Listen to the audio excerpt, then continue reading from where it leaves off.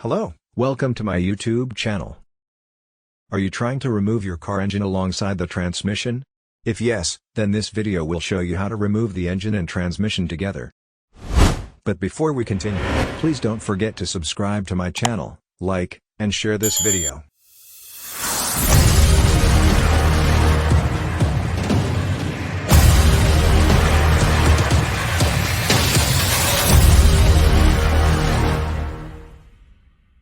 How to remove engine and transmission. First, ensure your car is parked on a level surface. Then open the hood after applying the parking brake. After this, detach all the accessories of the engine. Use a wrench to remove the battery cable and disable the battery. Remove all the wiring harnesses from the vehicle and set them out of the way. After this, disable the fuel line from the injector rail with the fuel line removal tool and remove the power steering lines.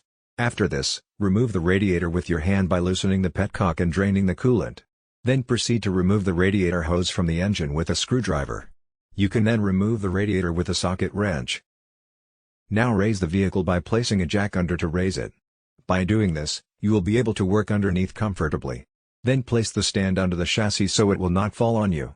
Use a wrench to loosen the bolt at the rear to remove the drive shaft. Then pull it out of the transmission by pulling it towards the car's rear. You might need to watch out for any fluid drain at this moment. Then remove the engine. Make sure you get rid of everything that might be pulling it back. Remove brake lines, mounting bolts, and every other obstruction. After unbolting the motor mount, lower the engine back down, then you will unbolt the engine from the transmission. Before disconnecting, ensure the transmission is secured on a floor jack or jack stand. This is because once you remove the engine, there will be a loss of support.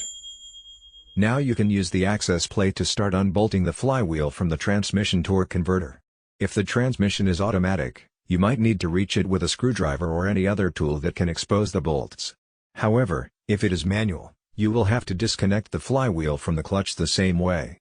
Whichever way you are removing it, the transmission needs to be neutral with the brake on and wheel chocks in place.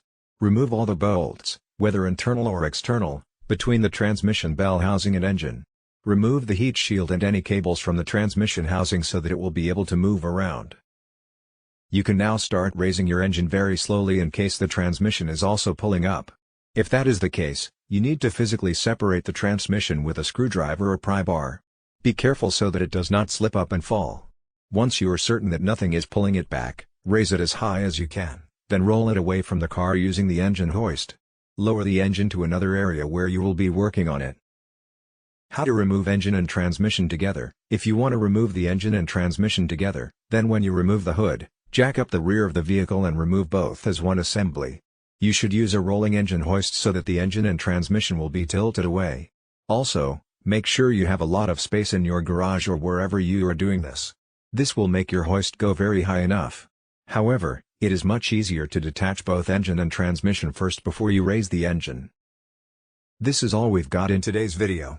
I hope this video was helpful to you.